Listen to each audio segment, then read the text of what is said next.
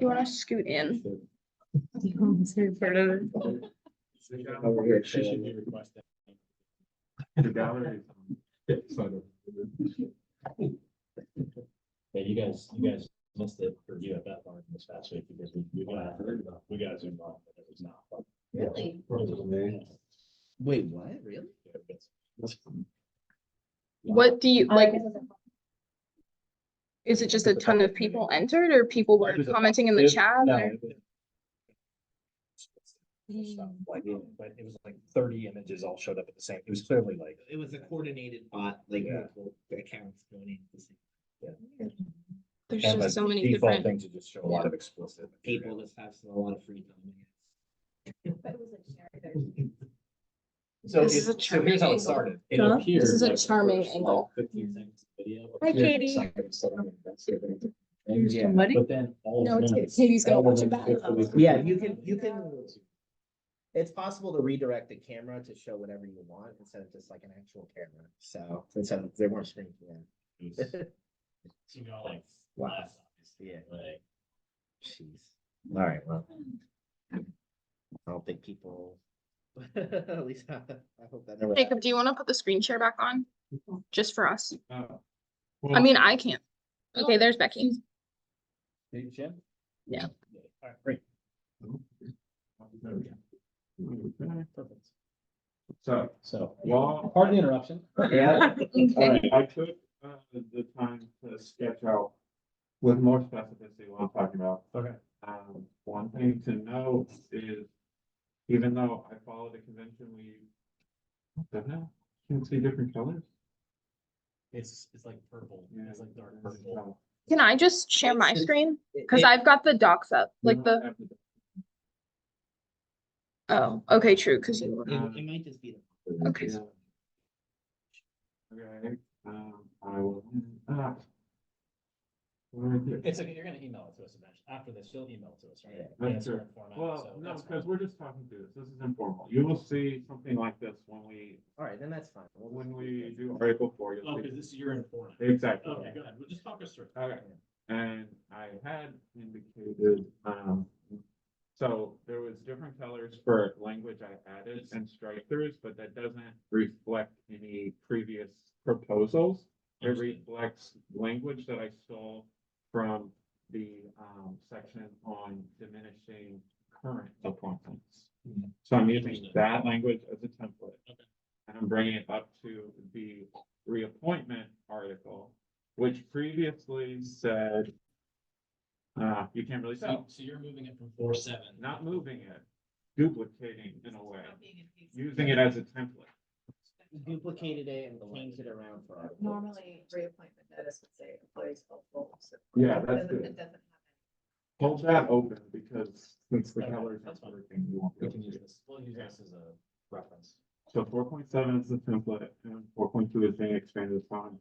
It used to say blah, blah, blah, and it had more to do with notice. Notice, I have yellowed out because I did not get a chance to like think through that. So maybe that will look different when we actually propose this. But the gist of the context that we're lacking to make sense of Article 5 is here in A. So notice that here, I will unyellow it just so that you can actually read it. So you're suggesting that you duplicate not just 4/7, but also 4/5 into 4/2? You- Because that looks like 4/5. That's 4/5. Reappointment notice is currently in 4/5. Okay, it was That's what you mean. 4.5 that I'm expanding out. I don't know, 4/2 is long. I must have used a different like proposal. It's all right. We realize we're just discussing it. Like, Yeah. we're not formally proposing it. You're kind Correct. of walking us through your. Correct. Yeah, you'll get it cleaned up. So this is the very limited right that I'm considering like a basic consideration. So That talk us we through would, the whole. we would thing. like to see. Okay, so non-renewal of any appointment may be enacted only by reason of any of the following. And the one that is of most interest is this first one. Continued failure to perform duties as specified in the letter of appointment after a provision of written deficient performance and a corresponding performance improvement plan from the department as outlined in Article 5.1 and 5.2. Okay. And this, I just crossed out stuff to make it consistent with 5.1 and 5.2. It's in that article called a written performance improvement plan. So it would be taking that form, which has been provided. I'm extending it to 60, just because I do not know if 30 would be enough to like convince any person that enough improvement had really meaningfully happened. And we, as you'll see in a second, we are not requiring, like, we're not doing the just cause thing. So we kind of have to impress the advisor that changes are occurring. So I'm giving enough time for that. Anyway, this was okay. So anyway, such written notification must take the form of a written performance improvement plan, which has been provided at least 60 days prior to the renewal date of the appointment, in order to provide the employee with a reasonable opportunity to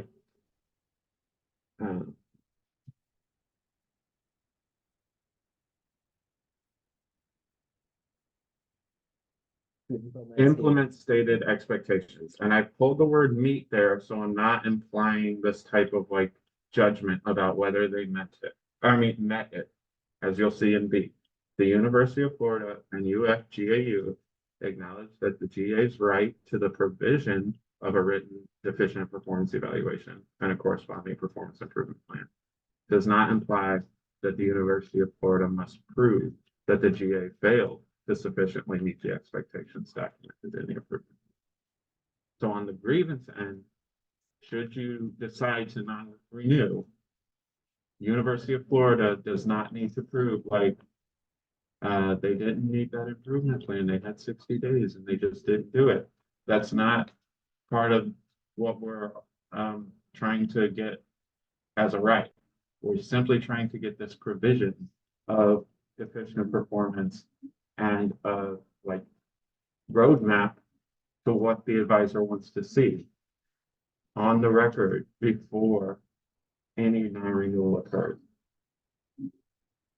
I struck 2 because honestly, I don't understand how it substantially differs from 1, and I don't want to create like a backdoor where this seems to also be related to performance, not like, for example, incompetence or misconduct or lack of funds. These are obviously different concepts entirely. But how, Yeah. what's that mean? That's academic status, like if your GPA drop or you fail a class and goes from not doing. It's like, for certain things, you have to maintain like a 3.0. Yeah. Understood. Okay, well then we would leave that one. Okay. I didn't understand how it was You actually. can, it says student status, academic status, I guess student status is, yeah, that's. Yeah. Or I guess if you put on academic probation, that could affect your GA. Then we're willing to leave that path too. I just didn't want a redundant one that had less specification about it. So if it's not redundant, then we don't need to strike it. Yeah. But this is in essence the right that we're trying to carve out. And when Brandon put this sentence in there about does not create a right of renewal. Well, that's from What you. he- I left it. Yeah. Oh, okay.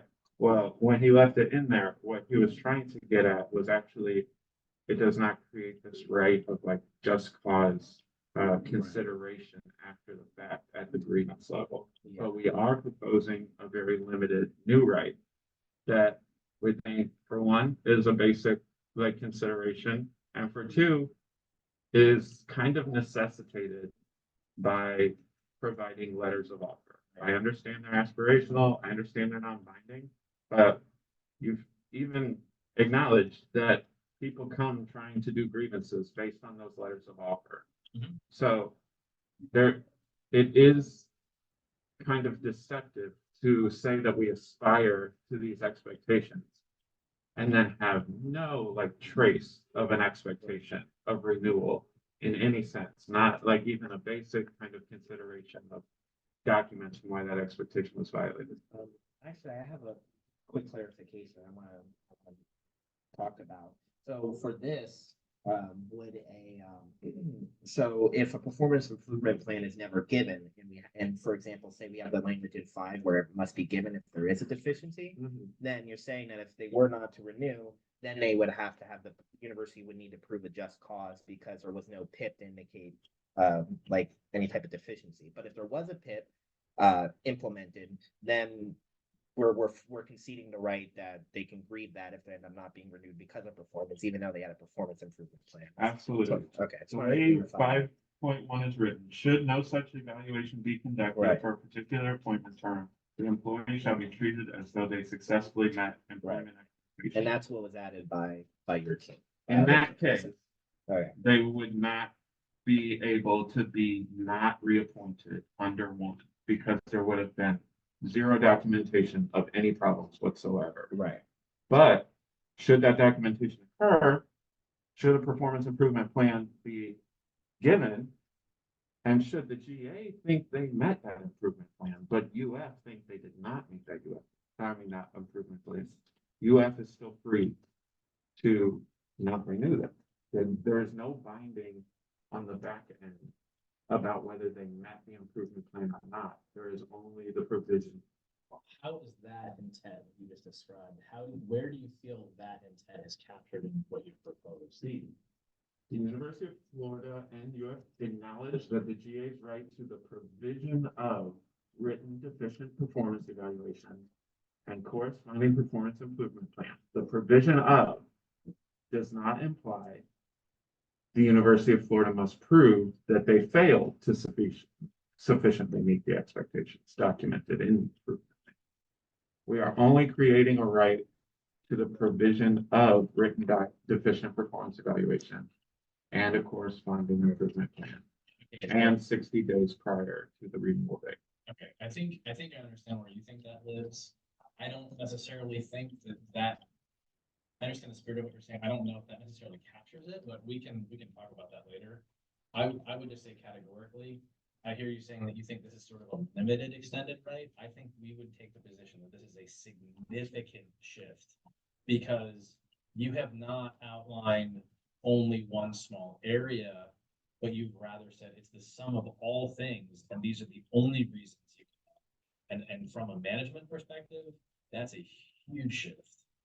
That's a huge shift, especially because the minute we get into arguing if there's a disagreement or a conflict or a grievance about a non-renewal, the burden then is going to arguably shift to management to prove it. Even if you say you're giving us a waiver, normally in separation cases, the burden lies on the manager, and that's, I mean, this is not a small shift from my perspective. I don't know how the rest of the team feels, but I think It has to be only 5 because But Think- right think- now, we don't have, like, right now, this is essentially limiting the reasons by which we can non-renew. correct. I get That's what a you're saying. huge change, I get what you're saying. huge, massive. it's currently unfettered. I understand that, but what we are proposing is actually very limited because it does say only by the following reasons, yes. But it needs to be that way so that there's acceptable avenues by which non-renewal could occur. And if the avenue is performance deficiencies, it needs to follow this guideline. We opened up all these other avenues that it could happen. Just, Create other, mhm. and there's so many other, so Currently, those are the ways that we can actually stop an appointment mid-appointment. Yeah. Right. What you're now saying is it implies we can't do that anymore, and we can only use those to non-renew. Well, it doesn't say king. Like you can do mid-appointment or you can do non-renewal. We're talking along about the these- non-renewal, right? Well, you're saying that it says we can't do this mid-semester, we have to do it this way. That's not true. You could do it mid-semester for those reasons. Or you could not renew for these reasons. It's not either or, it's both and. we're non-renew, because you have an appointment for a certain period of time, so the university, really for any position, except for faculty, can non-renew, can choose not to renew a person's appointment, as long as it's not for like a violation of the law. like discrimination, harassment. Or something like that. That is how non-renewal works at university, like, like that's why people get tenure. Right. So that they're the only ones who are protected from the university's management right to non-renew people. And now we can only non-renew under these four circumstances. Okay. That's a massive. I will propose something like this, and if you would like to add extra avenues that you feel are not captured under these four, that's fine, but when it comes to the avenue of performance expectations, we need anything that has to do with failure to perform duties needs to follow this basic consideration, And- or GAU, I do not believe is comfortable, like, allowing deceiving letter of offers going out if we do not have anything anywhere that like is consistent with that expectation that the letter of offer implies. I lost the thread there. People have come and tried to grieve. I'm allowed, you can't fire, you can't not reappoint me. I have this letter of offer. And then you all can say, no, our contract doesn't guarantee anything over a year. We cannot renew you at any time. So the wording on letter of offers that implies that 4 years or 2 years, depending on the program, is an expectation is misleading. It is documented as like we have empirical examples of people being misled by that. And this, where even though we have no enforcement about whether they've met improvement plans, but at least saying there should be some written example of like how they failed to meet expectations and some formal suggestion about how they could improve is the very basic ground floor of what it would look like to claim that you have an expectation for 4 years or 2 years. It's, I'm sorry, I was confused because I thought we were talking about performance and then now we're actually talking about. Yes. It's just about, Is this how- Okay. I think, It's where performance intersects with this comprehensive issue. of Yeah. reappointment. So there's other avenues, and like I said, you can feel free to put in more avenues for reappointments as you see fit. But what is most important is that when the question of reappointment intersects with performance evaluations, we want this extremely limited right. It doesn't even guarantee you to like just cause nothing on the back end, just on the front end notification provisions. That's what we would want to see if we're going to continue letters of offer. because if, I feel that if you don't limit it to the reasons, then what could happen is that if performance is the issue, but it's left open where you can not appoint for, or not renew for any number of reasons, then a supervisor could just, I don't want to say lie, but pretty much just say, oh, well, I'm not renewing you because of X, when really it's because of performance. Or it says that number one doesn't apply. We don't have to tell you why, because the sentence says any number of reasons. It doesn't say only these reasons. I'm saying one is not the reason, and I don't have to specify what the reason is. It could be anything per contract language. Like the only way to make it so that performance evaluations have to go down this avenue that I can see is by listing out the possible avenues and then specifying the terms on each. And these avenues also, like, for example, in 3, that is documented by the department, and it helps ensure that there are paper trails to show that it's not something that just kind of comes out of the blue. There's documented reports of whatever issue it is actually occurring. So therefore, we can, if it ends up needing to be grieved or anything else, there's a paper trail and we can go from there. But if it's left open, then without any documentation, then, it could just be whatever. So that's like a foreshadowing of what will be proposed on 4, and I anticipate, especially based on this conversation, that there might be some back and forth. But hopefully that clarifies what we're thinking in terms of like on 2 and what we really meant to say with that sentence there, as far as not creating a right of renewal, what we really meant to say was something along the lines of such plans do not create a right of just cause termination process during grieving, or whatever Right. language you want. And obviously, we'll wait to see what you propose in writing, you know, forthcoming, but I Right. think in a general sense, what I'm hearing you say and sort of explain, I would probably interpret as basically an elimination of 4.2 together. The current 4.2 altogether, because what we're really talking about is using the current system of the letter of offer term as the primary term, not the secondary possible term. Because if you can only non-renew under certain terms and guidelines, then at that point, you don't really have a singular year term limited appointment. What you really have is an appointment that's term limited by the entirety of the letter. And you can only non-renew based on meeting certain standards. And until and unless you meet those standards, then the term of your appointment is the entirety of the appointment. Do you view it that way, that just something as simple as there needs to be a paper trail before you don't renew at that like very fundamental or basic level, therefore shifts it to the 4 year, the letter of offer being the primary? I'm taking a simple position, and all I'm saying is that if we were to implement a provision like that, it directly conflicts with 4.2. I'm just on its face. That's how you do it. I don't think there's any. So simple as I that. don't think there's any other. Right, wrong, or different. I'm just saying from just a simple, like, the two things do not, So They so can't. so you're saying like the right,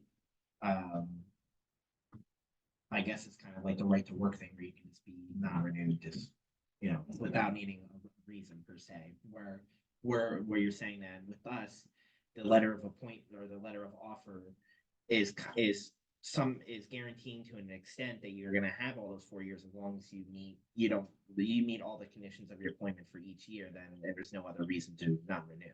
well, what I'm actually saying is that there are not conditions to meet the reappointment, and that currently the university retains the right to choose or not to renew you for an unlimited number of reasons, provided we meet what's in the contract. Okay. Yeah, so it's not incumbent on the responsibility is not incumbent on the employee to have to meet certain benchmarks. Okay. There are times during the year that are stated in 4.5 that we can say, look, irrespective of all other considerations, we have the ability to say we will or we will not renew you Right. under 4.5. And it's pretty much an absolute, I mean, transparently, it's pretty much an absolute management, right? So the minute it stops being absolute, it's almost like a binary state. Either it's an absolute right or it's not. And the minute it's qualified, it's a huge difference from it not being absolute. So, That I is mean, helpful to know when Okay. I do the formal proposal of 4, so like fix language around that. Like to reflect what you're saying, that it shifts this and there's these implications. is there other parts of that we need to sort of highlight before he goes to No, that? I think, yeah, it's either appointments for one period, one appointment period, at which point it ends, and we can choose to give you another appointment. Or it just goes on and on and on until we meet one of these four categories, and I don't think that's the intent of appointments for really any employee at the university, except for faculty. Or temp. We'll write 4 up that way, but in the meantime, we could all take our pencil and kind of, I wanted to ask, so regardless for what's going for Article 4, would the language in Article 5 be sufficient, saying that such plans do not create a right of renewal beyond those rights described in Article 4? We can handle Article 4 however we need to, but if we leave the kind of what's proposed right now for Article 5, like what are your, you Which know, sentence specifically, Brandon? so- 5.2a? yeah, so 5.2a, so right now we have, for in here, such plans do not create a right of renewal beyond those rights described in Article 4, which is what you have. So we're talking about changes to Article 4, but I'm just saying for Article 5 as it stands for this proposal, it's regardless of like what, you know, we're gonna bargain more on Article 4. What, like this coming back to this, Yeah, like, is this good, like, is Yeah, this so still it's a good? combination of, Yeah. that's a good question. So Yeah. I think it's a combination of 3 different factors. Yeah. One is the changes that you have provided, that you're sort of discussing with the board, Yeah. make the language unacceptable in 5 as we proposed it, because it's predicated on Right. 4 existing status quo. Right. The second thing is the offer that I think there's a significant problem created internally with the provision, switching may to must. Because the must implies at least a procedural responsibility on behalf of the employer. You have to meet a standard Right. before certain decisions can be made. And that, in my opinion, you've therefore just you've created a renewal right and as far as in its simplest sense. That's how I view it. So Yeah, that's why I was saying all of us could grab a pencil and like, in terms of what we're looking at on 5, we would cross out like right of renewal and say does not create a right of, what would be the best way to say just cause, termination process or something like that. Like that's the right we're being explicit, we're not trying to create. That's what that's 1B is about. This like, how would you describe that type of right that we are so trying to? I think what you're describing is something that's more procedural, like you're describing like a procedural right, like you have to do this, you have to, you know, Right, like, right. the problem is that I think the overarching responsibility in the context of separating employment for an employee, the burden shifts to management. So in that moment, it just because it's there, I think by and large, an objective third party is going to interpret that as a just cause right because the burden of proof shifts from the employee who's grieving the matter to the employer. Yeah, that's true. We could actually pull that entire sentence because where we are trying to like be very explicit about a right we're not creating Mhm. would be in the language of 5, of 4. So if we say something about just cause, like you're trying to say that there's like just cause to make sure that you followed the procedural, like the documentation requirements. Mhm. So we couldn't just say blanketly, it doesn't create this just cause thing because that's still applicable, but to a very limited like documentation procedural thing. So we could strike the sentence entirely, such plans do not create a right of renewal beyond those rights described in Article 4. And then our proposal on Article 4 would be where we are elaborating the limitation of what rights we're creating.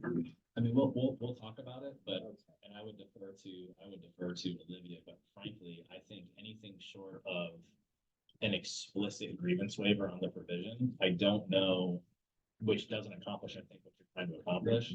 I think anything short of that, I don't know if we'll be able to create it. Well, yeah, I mean, I think I'm getting that from why everybody's using burden for different things, but what I'm thinking about burden, when we're talking about grievances. The university has the burden of proof for anything that's disciplinary. Right.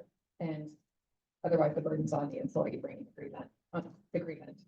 So that is one of the reasons why that language that this is not considered disciplinary in there is like, so one, it's not, want the employee to feel like they're being disciplined with it. Right. But that's not the intent. It's not helpful to help improve performance if they feel like it's discipline. And then also it just makes it clear that, when if this were to be grieved, the burden is not on the university. Because the university bears the burden for Right. disciplinary action. So what you're foreseeing there is that the university would be the burden of proof. If things were written the way that it shows on the screen, kind of is on the university just because the university has to show that they like documented things at times. Is that the like problem you're seeing here? No, I mean, if we're talking about grievances, it still would be, if you filed a grievance because this wasn't followed, the grievance, the employee has to prove that the university didn't follow the procedures. Okay. Well, then I don't. But the university doesn't, I guess it's more like, what this is saying is that we can still non-renew somebody even if they don't meet the performance improvement plan. Correct. Okay, so that's not really like a burden thing, because it's not discipline. Like, so we only have to have just cause for things that are disciplinary. Okay. That's, Yeah. you know what I'm saying? So basically, we're all kind of using the jargon incorrectly. Sorry. This just, I mean, if this is outlining the reasons that somebody can be non-renewed. Failure to meet the plan is not, required to non-renew somebody. Correct. Yeah, so that's. It probably could be stated plainly. Something like that. Yeah. Okay. So I guess what I'm still stuck on though is what would be, I'm trying to think of what other than forcibly renewing as a remedy for a grievance brought for failing to procedurally provide the plan. What would be any conceivable remedy being sought? Because if we don't bring it, if the person doesn't give the plan, there's only one logical remedy that's gonna be demanded by the agreement, which is you're gonna renew me and then you're gonna performance manage me. So I just don't see how it's any different, I guess is what I'm saying. Any different than what? So here's what I see. So if we go down this line, what I'm thinking is you're gonna get a situation whereby, let's say we get all of our PIs, faculty members, supervisors trained that, look, you can't renew someone. Let's just, for the moment, let's go into this space as a thought process. We get everybody trained to know that they have to give a performance improvement plan. But there's absolutely sort of, I'm taking your words, not exactly, there's effectively no substantive evaluation or accountability, whether or not the plan was a good plan, whether or not they met the plan, whether or not the plan was followed, Yeah. whether it was reasonable, Yeah. whether, I mean, it could be, you know, take something absurd. Right. You don't do anything except wear blue shirts every day, Yeah. you know, something that has nothing to do with, Hundred- you know? And then you go ahead and do that, but I still don't care. But because I gave you that PIP, Yeah. I can non-renew you. Our contract would not protect someone from that type of like abuse of the intent of this. Yeah. contract. But I think there's no way that, you know, like, we are trying to carve out a very limited right, and that means that we can't create like an ironclad thing that protects our people in every way possible. We are leaving areas where it could be abused, and I understand that, but it's almost like a concession that we're giving so that there's this documentation, and I don't think that faculty like on a large scale are going to like be very intentionally doing like complete abuses of the spirit of this article just so that they can snakily, like, if anyone wanted to do something that kind of obviously against the spirit of this, I think it would be easier for them to just claim that they have a lack of funds. Yeah, that's to say like the grant and the forgiveness. Well, You know, but the, It's easier to just say, you know, but what I'm a little bit concerned about is that this is going to create have more people placed on performance improvement plans that maybe like shouldn't be on a performance improvement plan. Like, because when we were requiring somebody to be put on the performance improvement plan, what is the threshold for which somebody gets put on a performance improvement plan? Is it like any performance deficiency? Yeah. Because like, would you say you were late a couple days, you know, and, or something, you know, and then instead of your supervisor just saying, hey, like, can you make sure you're here on time? And everyone's like, oh, yeah, sorry, you know, won't happen again. And then everyone moves on. Mhm. Isn't that a little bit better than now having like a written record in your file that you are now, that you're now on a performance improvement plan? You might I have to mean, disclose that down it's the still, road. it's still to the discretion of feel the like that's- supervisor. So Yeah, it's more understand. so, the tip is more so for not just like a few days being late. It's more for systematic, consistent deficiencies that a PIP will address. I mean, I guess with the way it's worded, they could be put on a PIP for any reason. That's all. But in that case, then that just leaves documentation where if grievance times come and they show like, okay, well, here's the PIP they were put on, and the PIP was like, they were, you know, stop being late because you were late 3 days or at this 1 week, then you could, you know, that'll help like in the grievance process showing like, well, this is not adequate enough, and that would be more like a case by case basis. And the way this is written, they would also be having to use their yearly evaluation to mark them as deficient in performance. Right. For these reasons. And if there's no evaluation, then they're assumed to be like in compliance with all of the well, and what's the wording? So you pointed out yet Particular- another way that it could be abused. Yes. Sure. I'm sorry. But I what did you don't say? think it's The real. Evaluation has to show that they're. Look But at no this. such valuation. No, on the screen, on the Oh, screen. okay. Such written out, or I mean, Oh, I'm talking about. okay. Are you talking about should no such 5.1? evaluation be conducted? No, I'm saying, where does this explain, like, who should be put on? It does. It's- It can That's be- what I'm a little bit. But on Membership. this, it says, as specified in the letter, after a provision of written deficient performance, so that's like what 5.1 is talking about. Would be And the evaluated. corresponding performance improvement plan, 5.2, it's, it's possible, sorry, that they could throw people on performance improvement plans, but we're not creating any, motivation to do so, because it doesn't let them fire anybody unless they, I mean, not renew anybody, unless they also provide written deficient performance as well, as in 5.1. So they would have to do both. Just throwing people on a performance improvement plan without doing the negative evaluation would not accomplish their goal. And I don't think Can, faculty are going to be doing superficial, like negative evaluations every year of all their people, just so that they can restore their ability to reappoint whoever they want to. I don't foresee that abuse. Now supervisors can be like, oh, I have to put somebody on a performance improvement plan, but I really didn't want to, I just wanted to give them a heads up about their performance, because there's nothing in 5.2 that says. Employees who demonstrate deficiencies in their Right, performance. but so what is that? Can we move on? I'm not trying to stop you from talking. Can we move on? We've got 3 more articles in 20 minutes and this is, I'm- What I was expressing to you was that I was honestly I- concerned about your membership, like, because then now, like, everybody might have. I'm performance of- not Can I upset say with that? you. Can I say what I'm Yes, saying? yes. Because I think Jacob misunderstood what I was saying, because I wasn't talking about it in terms of renewal. I was just saying, generally speaking, I feel like this is gonna result in a whole lot more performance improvement plans, unless you better define what you mean by performance deficiencies. If you mean they get a negative evaluation and then therefore they performance improvement plan, I think that makes a little bit more sense. I just don't want every GA who works in late to get put on a performance improvement plan. I understand. So that's what I was saying. I wasn't. Maybe there, okay, so maybe there could be some. It's like, maybe unrelated to the sys- non-renewal. systematic- It's just but yeah, generally let's go speaking, ahead. it makes Wanna the move on to plan eight? Okay. Sure. Can I just have the stack, please? Thank you. So look, Okay.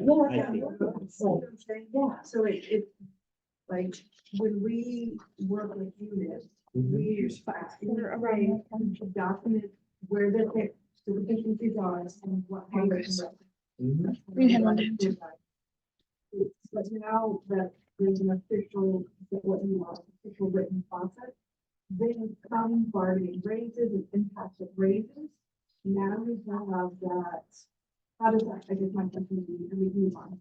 How does that impact future raises? Yeah. Of these people that are now on an improvement? Right, there's something minor. Yeah, that's what I'm worried about.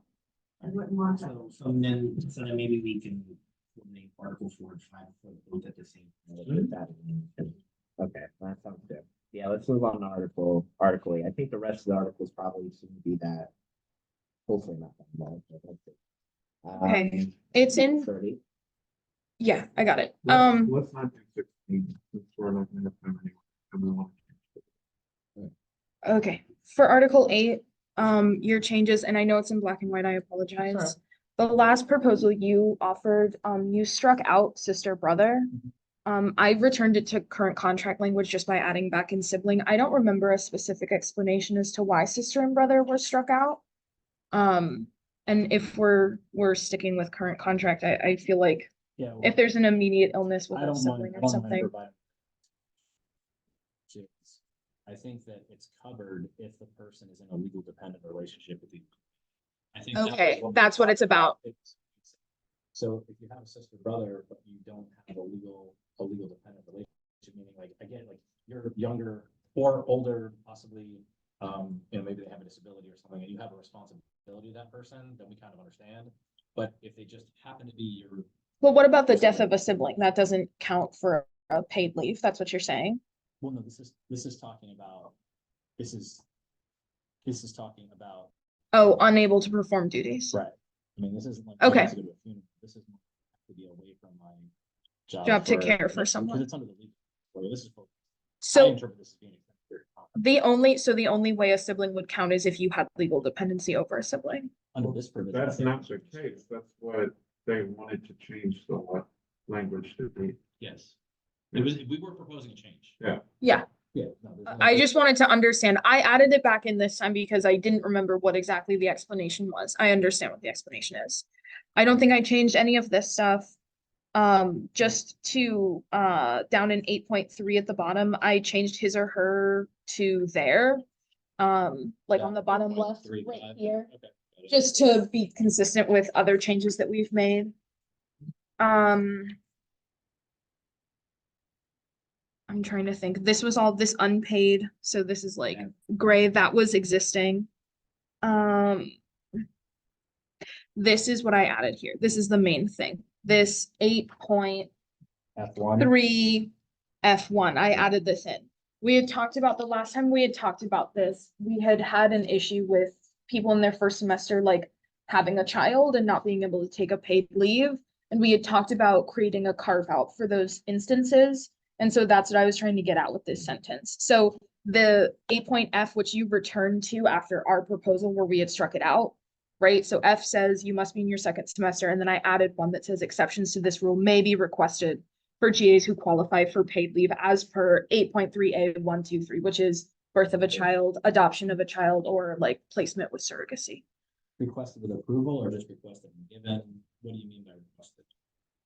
I mean, like I'm saying like if you have a birth of a child or a placement and you're in your first semester, you can request paid leave as if you were in your second semester. I'm not explaining this very well. Okay, With the ability to be approved, or it's just guaranteed? With you, I mean, don't you have to be approved as per the article already? leave? It would be the same process, Well, I think. or you're just automatically. Yeah, I would just say, you could probably just say, except for GA, like, you can probably just do, a GA must be in at least the second semester to be eligible, comma. Unless- Requesting, Is that something you would be willing to do? I mean, I think that's what you're saying, you're saying that you're eligible in your first semester. If you. If those three cases, and then you follow still the 12 months. That's Right. what you're. Yeah, that's what I'm getting at. But this is the eligible. Okay, then I'll clarify, not request. That's what I was getting at. We had talked about this before and you guys said you would be open to something like that. If I'm remembering correctly, what's the which one? 20. Mhm. Okay, we got less than 15 minutes. I think that's literally the last change I made in 8 is just the addition of the carve out. What's another that was changes? Those are all changes. Yeah, I'm looking at, no, I added in 8.4. This bottom section here, starting at unpaid leave except. If you see here, 8.4 starting here and except in the third line, I added in, so as per the new unpaid in the last couple of go backs, we've said that there's like you need to request unpaid leave 10 days in advance. Mhm. And I added the same qualifier as like in the case of a medical emergency. Because if there's a medical emergency, you don't have 10 days. So that's new language. It's new language, but pulled from the previous, from the paid. Yeah. Oh, So it's like new, I added it this time, but it's not new, brand new. Like I didn't write it, I pulled it from the previous section. Yes, Yes. exactly. Because we're trying to fill in unpaid to compensate for issues with the paid leave.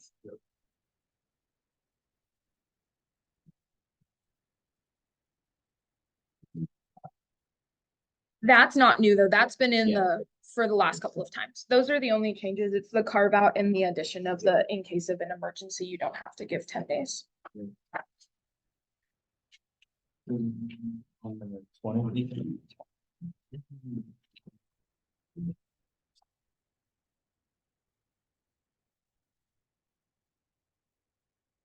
We might just have a period thinking about some of these proposals for you. Just Here's based on one. time.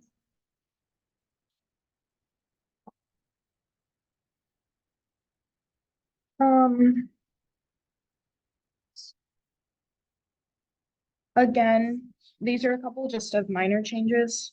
2, 1, 24. I changed he or she again to they to be consistent. Mhm. the last proposal you all have in this 20.3, you added reasonable, but you also added in good faith at the Yes. bottom. I feel like the addition of the word reasonable is kind of redundant in the way it's already written. It's already like they think it's a potential violation, and I think they're doing it in good faith. Like, I just feel like the addition of reasonable, I didn't understand like what the purpose of that additional piece was. And so if there's like a specific thing that you want to make sure that people are abiding by, I think we'd be open to hearing like what exactly you mean by reasonable. But with the addition of good faith, right? We don't think that people are just like reporting potential issues with their workplace to get the university in trouble. Like, I don't even know what that would. So I think what our concern was is the fact that the minute it's any potential violation, which is a pretty broad, intense spectrum, Mhm. the fact that the administrator is responsible for that investigating and because it's in the contract, probably have to document in some case. And I just think the way reasonable would then sort of put some parameters around. Do you have any cases that you know of that where something was unreasonable? Sure, I mean, I'll give you one. So we wound up solving the problem informally this past year. We did a town hall over in the College of Engineering. You know, that was a case that I think under the strictest language, you know, you could have tried to compel us to conduct an investigation. What you guys weren't aware of is the fact that we'd already done an incredible amount of research. It was already, the health and safety officer was already completely on the issue. It was already being taken care of. And quite frankly, I thought it was very kind of them to come. They gave a comprehensive presentation about exactly what was going on with the building and all this other stuff. Because they felt like it was the right thing to do, not because there was all kinds of rumors swirling around among GAs and other students about what was wrong with the building. Right. You know, so I think that was one example in which I think the university, I think, and I think it was appreciated. And by the way, it was, you know, there was a lot of goodwill, I think, that happened as a result of that conversation. I think it was a really good, I appreciated the College of Engineering administration for sort of setting it up. And I think GAU was also thankful and grateful in fact they had the opportunity to sort of ask questions and learn about it. There's nobody that did do an unreasonable report. You're saying we could. Yes, well, and that was how it was initially presented to me. We were able to assuage the concern by setting up that meeting. Right. But in the context of all of the steps that the university had already taken, you know, the argument that you were, I mean, because the initial claim, and I don't want to put words in anybody's mouth, but the initial claim was you're taking care of the faculty by moving their offices to another building, but you're allowing the students to come in here and creating this unsafe environment because there's something wrong with the building and you're not telling us. That was the accusation. Okay. In simple terms. I mean, it wasn't exactly that, but it's very simple. Okay. And this was cited in my conversation with them about, we want to see the investigation, blah, blah, blah, blah. So it was informed by that experience. But you're saying that an investigation had occurred prior. And you just showed that. It wasn't an investigation that the university was managing the university was managing its buildings. It's not something that we do only episodically when someone raises their hand. This is just, it's part of our normal practice to maintain the safety, security, and operation of our building. Well, like, okay, so you didn't investigate whether, I mean, you, to go like, okay, what's happening in this building, and then find out they're doing their normal management, is that not an investigation of like what's happening in this building? I would say no. What would an investigation do? Investigations much more in depth. What would it entail? Notice, interviews, documentation in your report, Gotcha. findings. I think also from my perspective, a lot of, I hear it often enough, people say that it's safe. Because some on campus or they had partying with a coworker or a patron. I reasonably, objectively, hearing them, I wouldn't launch into an investigation necessarily. But here, going to have to be a requirement of one job. Does Well, that we've fall talked under? about some stuff that is extremely broad and you'd like to narrow it. We've talked about stuff that's you're saying would be like broadening out something that didn't exist, so maybe there's some bargaining that it occurred there. Does a concern about a coworker or something fall under what this is talking about, which is safety or health rules So you say I don't. for safety? So can I just ask, and I'm not super familiar with what's happening in the engineering building. So what is reasonable? Yeah, It's the reasonable person standard, right? You know, it's. and gets grievance, to- Objectively looking at it. Who gets to decide who reasonable is? you, It's like a legal standard, like a reasonable Yeah. third person. If you went out and interviewed like 20 people, like, Right. would like the majority of those people say, yeah, that seems like it's a health problem? Versus like one person saying, you know, Mhm. it's just kind of like a legal standard. that's not the actual procedure though of interviewing 20 people. It's UF's subjective. I just, Reasonable It's You're looking- UF's subjective assessment of what a reasonable person would say, correct? Well, this, I think, would be both UF and, I mean, this is the parties agreeing, you know, but this is. The objectively reasonable person is like a legal term, mhm. you know, The that like parties- is like understood to be, you know, not like a singular Right. person who's like taking all their own personal experiences and because of that, they feel threatened by a certain thing or. They So, have a fear of the color orange or like something, you know, like. There's also the flip side of it. Subjectively, you may not feel that you're harmed, but objectively, we would say. We think that is Yeah. a harmful. Uh-huh. Situation. Right. A reasonable person would be. right, unsafe in that. If GAU and UF disagree whether the claim that GAU is bringing forward was reasonable, UF would have the final decision on whether that is reasonable. Going with the current grievance structure where we are making a appeal to UF. Is that not true? Well, you could put, like, if you want, if you're gonna do the reasonable language, you could put something in there about like. There's a disagreement over whether something should be investigated, there could be a conversation about it. Yeah, I mean, You that's could like, write it differently, but reasonable would ultimately be, if there was a disagreement, UF's prerogative to decide. That is true. it's our decision about whether we think it's reasonable in order to investigate. If a grievance occurred and GAU put something forward that said, we think this is a potential violation, a reasonable potential violation, and UF said, we don't think it's potential. The way that disagreement would be settled is with UF's opinion of whether it was reasonable. Process. And the When hearing person who starts. hears it is UF. If the person. parties have decided, the grievance process has the first step, in this case, I don't know, if it's not usually heard by department or chair, Right. but. A yeah. UF employee. Exactly, that is all I was trying to say. No, this whole okay, time. sorry, I'm like, the grievance officer is a UF employee, that's- unless we bargain We something should- differently. But if you want to look over Article 20. can I just, huh? We don't want to go into 16, No, Jacob. This is 20. Sorry. This is the last one. I just want to clarify, right? So is this reasonable proven? So like, if I think Turlington Hall smells like mold, just full example, hypothetical question. And I submit, hey, it really smells like mold. I'm doing this on my good faith. I think there's an issue, right? This to me seems like a potential violation of health and safety. But you guys walk through and the day that you walk through, it doesn't smell like mold. Is that where reasonable is decided? And so you just don't investigate? Like, I'm wondering when in the I process. think that's. In that situation, we would probably, I don't know, because I'm not in charge of buildings and maintenance. I and safety and understand. all of this stuff, but I would assume that that would be channeled to someone who is expert enough to determine, has this been made before? Have we taken any measures? Have we done any mitigation? Like, So because the it's- reasonability would be, hey, we get this all, one possible outcome is, hey, we get that all the time, we understand, but just so that you know, we put these filters, we put these sensors, this is monitored, blah, blah, blah, blah. So we're not gonna do an investigation Uh-huh. because we're actively aware of the concern and we're taking active mitigation measures to make sure that it's not happening. And we have a whole systemized, operationalized way of dealing with that concern. What if I'm the first person to say it? But then all the infrastructure that I just described that's there They would to try. keep our buildings safe. So they would try.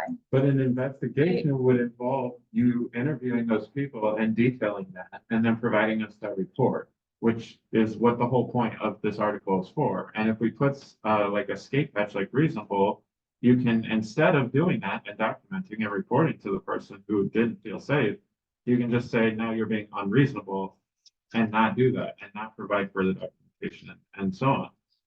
In that case, I think it would be an undue burden on the university if we've done all those things. I don't think we should have to document that in a report and present that to you. It's already a burden on the university, and it's literally, you did not give us an example of when it had been abused. So I think it's a huge stretch to say it's an undue burden. It's not actually even burdened you yet.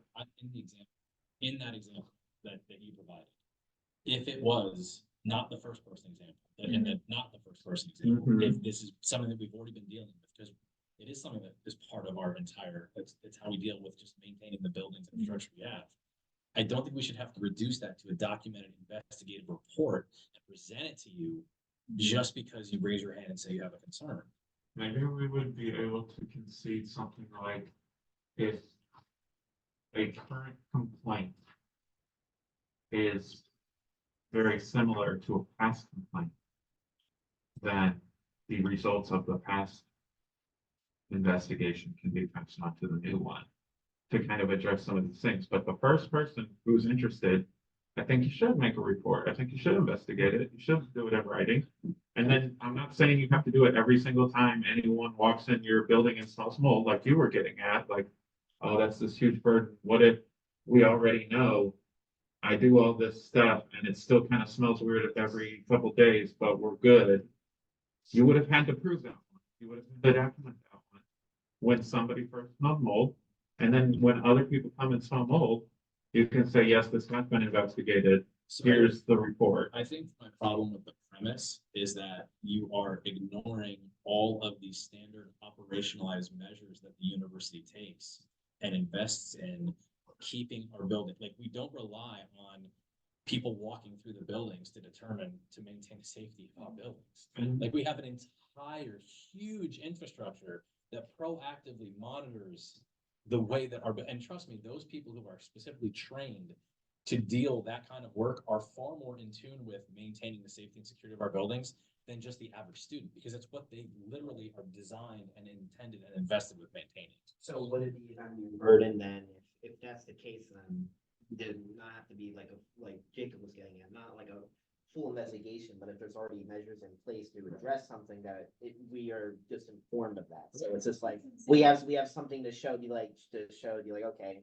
we know this is happening, all is good, but rather than just you just saying, don't worry, it's handled and we don't have, and that's it, and that's. kind of Yeah, I what we think get. there's something between the two. Yeah, Yeah. Like, Right. If we disagree, we're saying we're not gonna Right. do a full investigation, but we. These are the things that we do. it's more like, instead of just not having any, like, just basically saying, don't worry, we got this, and we just have to take that word, we just have, okay, we know, we have a document showing, listing everything you're doing, we're satisfied, that's it. Yeah. Always open. Cool. And so.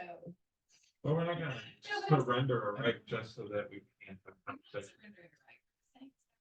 Well, then if there's a disagreement over whether or not it should be investigated, then I think a informal discussion, a discussion in here is like, Would it- you formally meet to Would it discuss the be issue without other is people as a- actually be agreeable? fine. Is that what the process would be?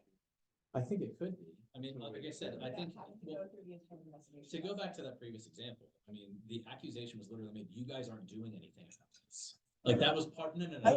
The example with the. The example with the engineering was, Got it. you guys aren't doing anything. Right, okay. And we were able to demonstrate very clearly Yeah, that, you were. there Yeah. was comprehensive measures Right, being taken to right. deal with. Yeah. And I'm saying, I think that's good, and We that, want to keep that would like be an investigation where you had to interview these people who do this regular work and make a report and stuff. And then when the second person comes and says that, and the third person, I can see where that would be an undue burden on the university. So we could see conceding something like, when redundant investigations are called for, the first report is sufficient unless there's. Instead of just saying Change reasonable, or something little like bit more. that. Getting more Yeah. specific in how you want to prevent that undue burden, we might be more receptive to I that. think demonstrating that we are appropriately executing our responsibility to maintain the safety and health of our buildings is completely reasonable. Going beyond that to say, and you must at least, if it's the first time it's been raised by GAU, also reduce it and document it in a report. I think that there's a big difference between those two things. Yeah. Because I think there's many ways. So if you wanna make the first one, we're telling you like what Because would kind of be more open. except part of it is in many respects, especially when it comes to lab space.